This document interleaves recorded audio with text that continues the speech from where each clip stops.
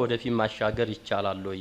ስለዚህ ሁሉ ጊዜ ምክር ቤቱ የጥንባቸው እየተባሉ መንጣቱ እኔ በዚህ መድረክ መቆም አለበት የሚል ሐሳብ ያለኝ ካልሆነ በጥሩ ሁኔታ ወቅቱን ጠብቀው ፈሰሱን ማስገባት የሚችሉ ወረዳዎችም ከዚህ በኋላ ለምን የሚል ነገር ለምን እኛ ስናስገባለን ወደሚል ነገር ሊያመጣ ስለሚችል እዚህ ላይ በተገቢው ብንነጋገርበት በጣም ጥሩ ነው የሚል እምነት አለኝ። ሌላው እንደኛ እንደ ደሴ ዙሪያ ወረዳ ወደ ጭረቻ አትሌቲክስ መንደር አለ፣ ጉጉፍቱ እንደዚህ ስታዲየም አለ። በተደጋጋሚ ወረዳው ባለው አቅም ልክ እየሰራ ያለበት ሁኔታ ነው ያለው። በዚህ አመት እንኳን ለጉጉፍቱ ስታዲየም እንደዚሁ ከ1.1 ሚሊዮን ብር በላይ ከመደበኛ በጀት የያዘበት ሁኔታ ነው ያለው።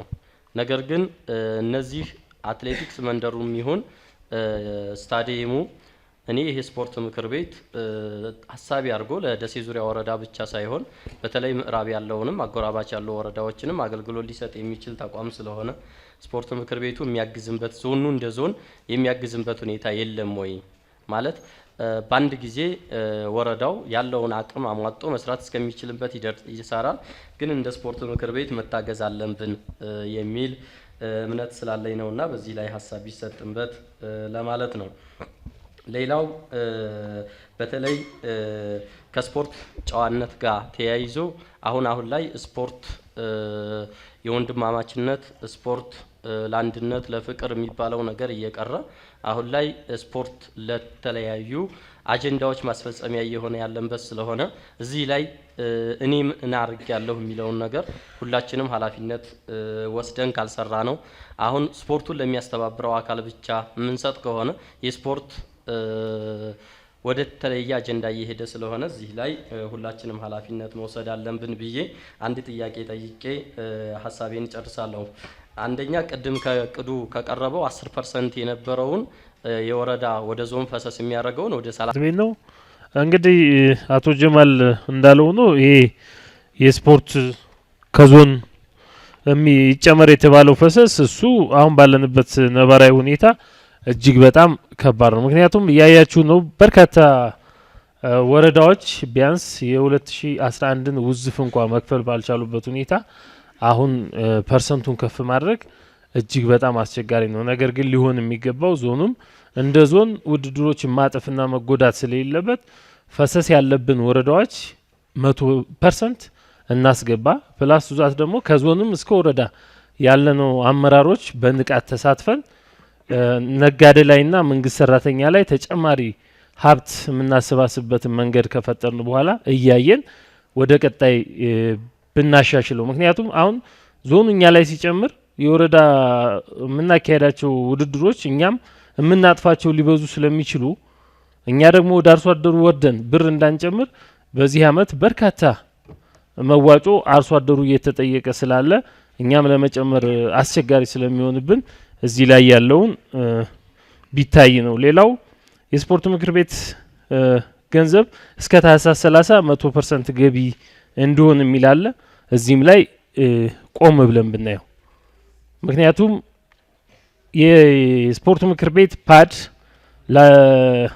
ለቀበሌዎች አከፋፍለን ባልጨረስንበት ሁኔታ አሁን እስከ ታህሳስ 30 የሚለው አግባብነት ስለሌለው ቢያንስ ገቢዎች በትዩ በሚያጠናቅቅበት ሁኔታ እንኳን ልናጠናቀቅ ይገባልና እዛም ላይ ትኩረት ብናደርግ አንዳንድ ቦታዎችም ላይ ወይዘሮ ጉልላትም አለች ገቢዎች የእርሻ ግብር ለብቻ ተነጥሎ ይሰብሰብ የሚል በተለያየ ቦታ ላይ የሚሟገቱ የገቢዎች ሰራተኞች ስላሉ እዚህም ላይ ትኩረት ተሰጥቶ በጋራ የሚሰበሰብበትና በትዩ እኛም ለዞን ፈሰስ የምናደርግበት ሊታሰብ ይገባል። ሌላው የትምህርት ቤቶች ስፖርት ቀጣይ አመት እኛ እናዘጋጃለን። እኛ ካዘጋጀን ደግሞ ከወዲሁ በትምህርት ቤቶች ከፍተኛ የሆነ ችግር አለ።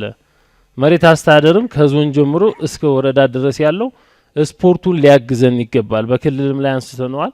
በመሬት አስተዳደር መዋቅር መካተት እንዳለበት፣ ነገር ግን አሁንም ታች ላይ ያሉት ቢሮክራሲ ያበዙ ስታንዳርዱን የጠበቀ የስፖርት ማዘውተሪያ እንዳይኖረን እያደረጉ ፕላስ ዛት ደግሞ አሳልፈውም ለሌላ አካላት እየሰጡ የተቸገርንበት ሁኔታ ስላለ ከዞን ጀምሮ በትኩረት ይዘን ብንሰራና ዞንም እንደ ዞን ሁሉም መዋቅር ስፔሻሊ ከሀብት አኳያ ሁሉም መንግስት ሰራተኛ ላይ ነጋዴ ላይ በትዩ ስፖርት ማዘውተሪያ ላይ ተጠናክረን ብንሰራ የዞን ስፖርት ማሳደግ እንችላለን የሚል አስተያየት ለመስጠት ነው። ጨርሻ አልበኮ ወረዳ ምክትል ዋና አስተዳዳሪ እኔም ማለት የምፈልገው ነገር ምንድነው ምናልባት ስፖርት ካለው አጠቃላይ ሀገራዊ ፋይዳ ክልላዊ እንዲሁም ዞናዊ ፋይዳ አንጻር ስንመለከት ስፖርት ትልቁ በተለይም በወጣትነት ዘመን ያለውን የማህበረሰብ ክፍላችንን እንደ አንድም እንደ ተዝናኖት በሌላ መንገድ እንደጋ ደግሞ መልካም መስተጋብር በመፍጠር ከፍተኛ ወንድማማችነትን፣ ፍቅርን፣ ሰላምን ሁሉን የምንመክርበት ትልቅ ሴክተር ነው። ያለውን አጠቃላይ ትኩረት ስንመለከት ግን ትኩረቱ እኔ በዚህ ስማች ነው ብዬ አላስብም። ይህንን ሴክተር ከማዘመን ይህን ሴክተር ውጤታማ ብናደርገው ትልቅ በሁሉም መስኮች ትልቅ ለውጥ ልናመጣበት እንደምንችል ታሳቢ መደረግ መቻል አለበት። የመጀመሪያው ጉዳይ ማለት ነው። ይህን ለማለት የፈለኩት ምንድነው በመጀመሪያ እንደ ዞን ማዕከላችን ደቡብ ወሎ ሰፊ ወረዳ ነው፣ ዞን ነው። ትልቅ በርካታ ወረዳዎችን በውስጡ የያዘ በርካታውን የክልሉን ህዝብ የያዘ ኤሪያ ነው። ነገር ግን ትልቅ የስፖርት ማዘውተሪያ ቦታ ቅድም እንደተባለው የለውም የተባለውን ጉዳይ እኔ በክልልም በዞንም በአጠቃላይ ትልቅ ምክክር ቢደረግበት ጥሩ ነው።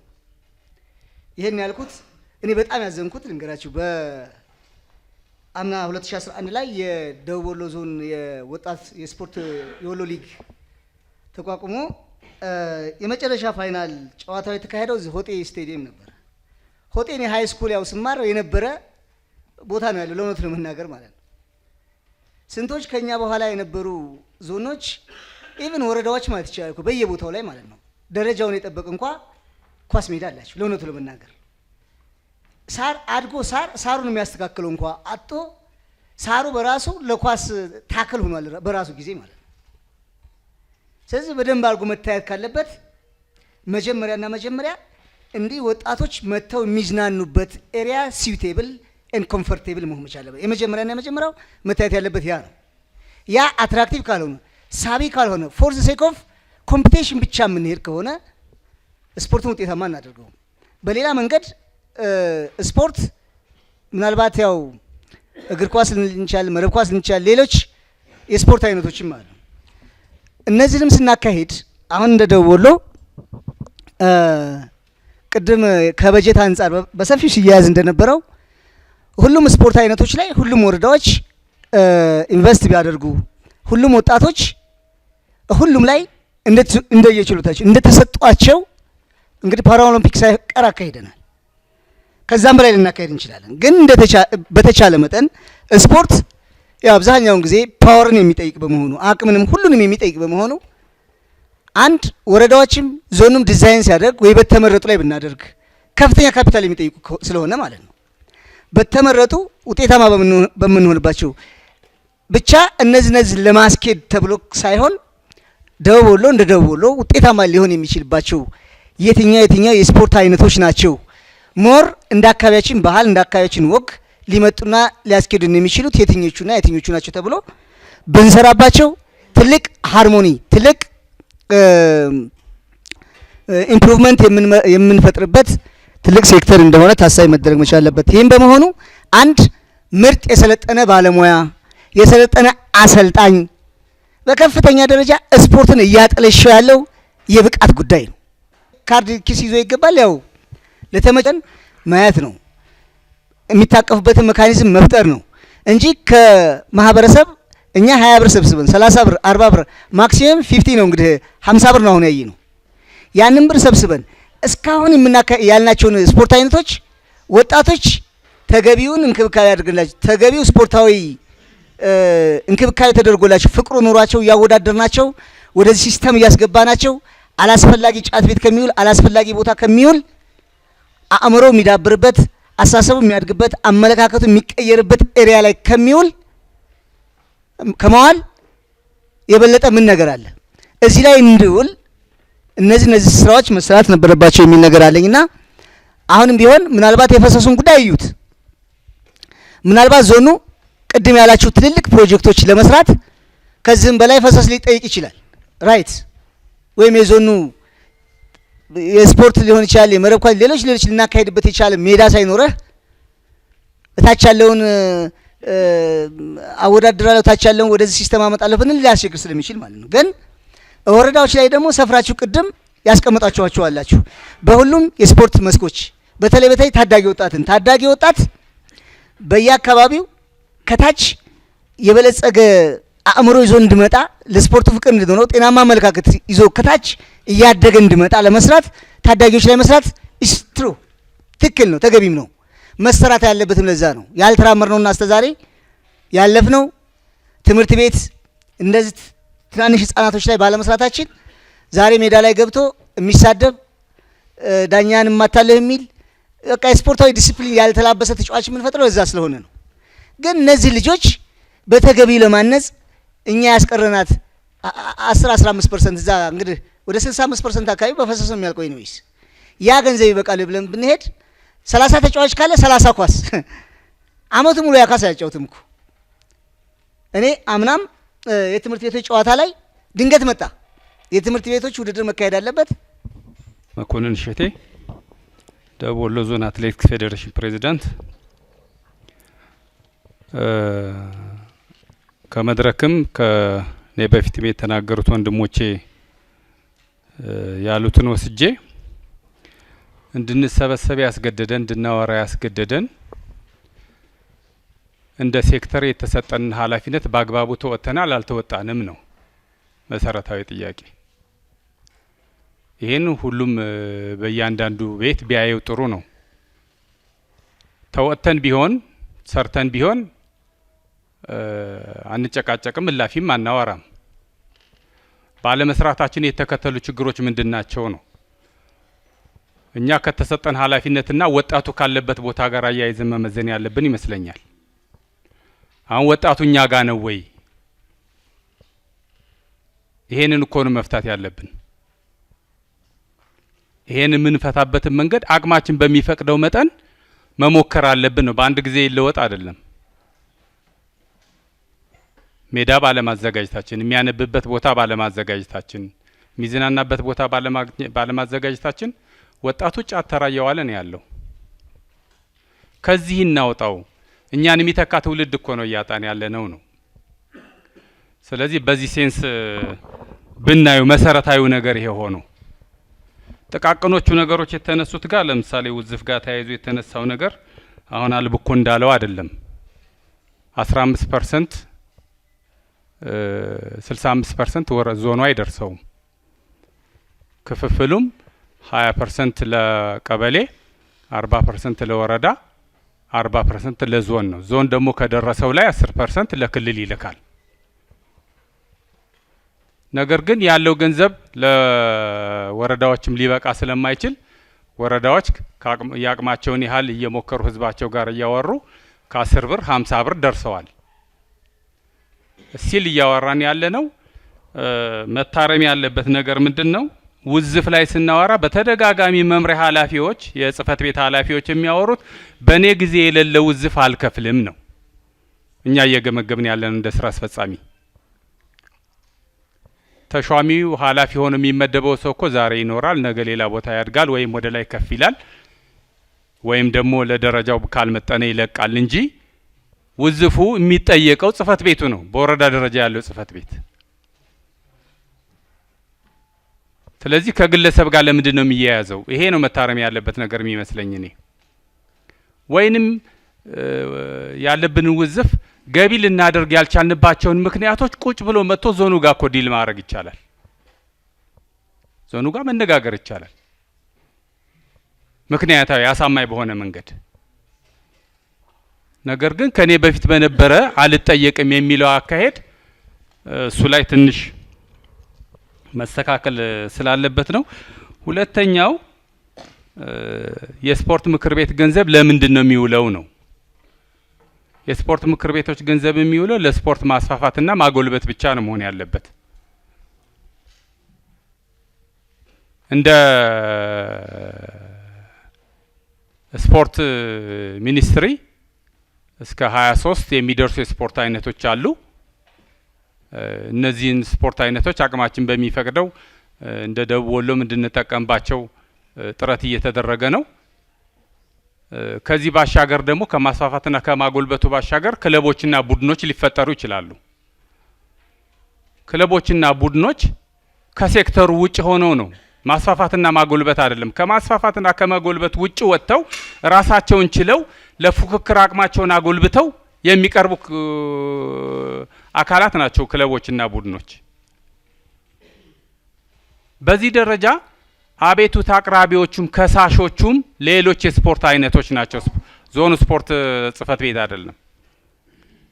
ለምሳሌ ገንዘቡ ለክለቦች በመዋሉ ወረዳዎች ላይ፣ ለቡድኖች በመዋሉ ወረዳዎች ላይ የአትሌቲክስ ውድድር የለም፣ የአካል ጉዳት ውድድር የለም፣ የብስክሌት ውድድር የለም፣ የጠረጴዛ ኳስ ውድድር የለም። ስለዚህ ለክለብ በመዋሉ ገንዘቡ ሌሎች ስፖርቶች እየሞቱ ነው። ከህግ ጋር ተያይዞ መሰራት አለበት ነው እያልን ያለ ነው። ስለዚህ ክለቦች ባለቤት አላቸው። ድሮውንም ክለብ ሲደራጅ የራሱን ሀብትና የራሱን አቅም ይዞ ነው የሚወጣው። የሌሎችን ስፖርቶች አቅም ወስዶ አይደለም፣ ገሎ አይደለም። ስለዚህ ይሄ ቢለይ ነው ይለይ። ክለቦች ራሳቸውን ችለው ይወዳደሩ። በስፖርት ምክር ቤቱ ያለው ሀብት ስፖርትን ለማስፋፋትና ለማጎልበት ብቻ ይዋል። ታዳጊ ወጣቶች የበጋ ስልጠና አልሰጣችሁም፣ ገንዘብ ከየት እናምጣ? ለክለብ ግን ከየት መጣ ነው?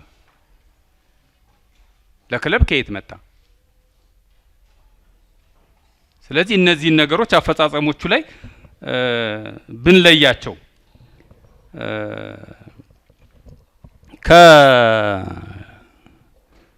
እንግዲህ ምናልባት ክቡር አስተዳዳሪው ከኦዲት ጋር ተያይዞ ያለው ነገር ነው የማይገባኝ ነገር።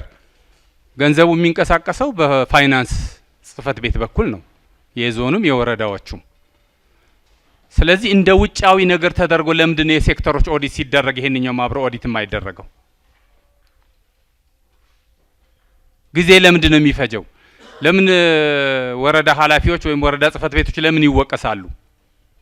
የአመቱ ሂሳብ ሲያልቅ ሌላው ከመንት ከባለቱ በፊት እንደሌላው ሴክተር እየተዘጋ የማይሄድበት ምክንያት ስላልታየኝ ነውና እሱ አብሮ ቢታይ ነው።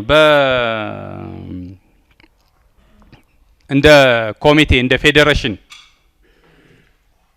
እኔ ውክልና ተሰጥቶኝ ነው ደቡብ ወሎ ላይ የምሰራው። ምክንያቱም ውክልናው ምክር ቤት አባላት ያልወከሉት ውክልና ስራ ላይ አይውልም። በዛ መሰረት ከተሰጠኝ ኃላፊነት አንዱ የምክር ቤቱን የፋይናንስ እንቅስቃሴ መከታተል ነው እና ስፖርቶቹን ማስፋፋት የተመደብኩበትን መስራት ነው። ስለዚህ በዚህ በተሰጠኝ ውክልና መሰረት እንደ ዞን እኔ ያልፈረምኩበት ገንዘብ አይንቀሳቀስም። ወይዘሮ አስረስ ገንዘብ ማንቀሳቀስ ከፈለገች ወይ ስራ አስፈጻሚውን አሟልታ መጥራት አለባት፣ አለበለዚያ ስራ አስፈጻሚ የወከለውን ኢመርጀንሲ ኮሚቴ መጥራት አለባት። ካልሆነ እናግዳለን እኛ ገንዘብ። ወረዳ ላይ ግን እንደዚህ አይደለም እየተሰራ ያለው። የሚፈልጓቸውን ሰዎች ብቻ በየ6 ወሩ እየሰበሰቡ የሚያስፈርሙ ወረዳዎች አሉ። መስክ ላይ ያየ ነው። ቃለ ጉባኤ ላይ ብቻ የሚፈርሙ። ለምን ፈረማችሁ ብለን ግለሰቦችን ጠሩን ፈረምን የሚሉ ግለሰቦች አሉበት። እንደገና ጉባኤ ካልተካሄደ በጀት ውስጥ ጸድቋል የሚንቀሳቀሰው። በጀት እኮ በጠቅላላ በምክር ቤቱ መጽደቅ አለበት እኮ ስራ ላይ እንዲውል። ጉባኤ ያላካሄደው ወረዳ በየትኛው ሪስፖንሲቢሊቲ ነው ገንዘብ የሚያንቀሳቅሰው?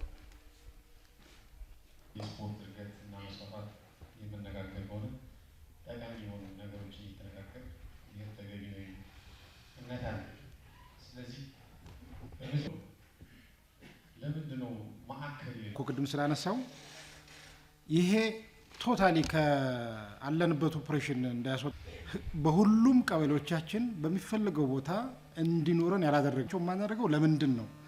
ስፖርታዊ ጨዋነት ለወሎ የማይመጥን እጅግ አደገኛ የሚመስሉ ዝንባሎች ያሉበት እና እነዚህና ታዳጊዎችን ብቁ ስፖርተኞችን በሁሉም ዲስፕሊን ብቻችሁ ስትገናኙ የምትመክሩት የምታነሱት ግምገማ ጫፍ የሚረግጥ ነው። እንዴት አድርገን እናዘምነው? የፋይናንስ ስርዓቱን ቅድም በተባሉት ጉዳዮች ላይ ችግር እንዴት እንፍታ? ይቺ አንድ ትልቅ ውስጣዊ ችግር ሳንመለከት እንዳንሄድ እንመለስ። ያ ነው አይደል? ትልቅ ማለት ነው። ያው እኛ የምናወጣውን እኛ የምናደርጋቸውን አስተዋጽኦች ብቻ ነው። ነገር ግን ከዚህ ዘርፍ በርካታ ጥቅሞች እንዳሉ በመገንዘብ በዘርፉ ልንጠቀምበት ይገባል የሚል ሀሳብ አለ። በዘርፉ የሚገባንን ጥቅም ለማግኘት ደግሞ መጀመሪያ ልንሰራቸው የሚገባቸው በርካታ ተግባራቶች አሉ።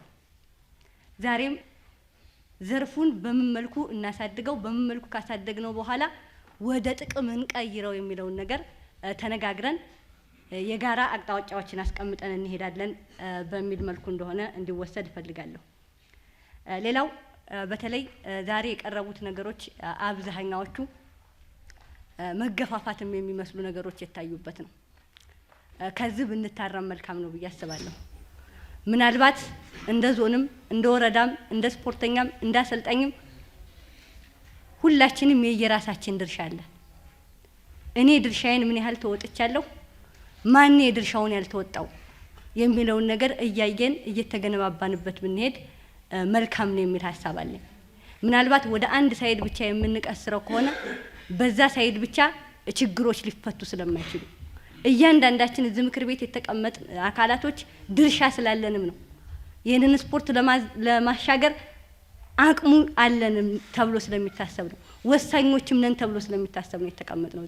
ስለዚህ ሁላችንም የየድርሻችንን መወጣት ለቀጣይ ጉባኤያችን ስንገማገም ወይንም ስናይ መሆን ያለበት ብዬ የማስበው እኔ ይሄን ተወጥቻለሁ ከሌ ግን ይሄን አልተወጣም በሚል ጭምር መከል አለበት። ቅድም እንደተባለው መጀመሪያ መግባባት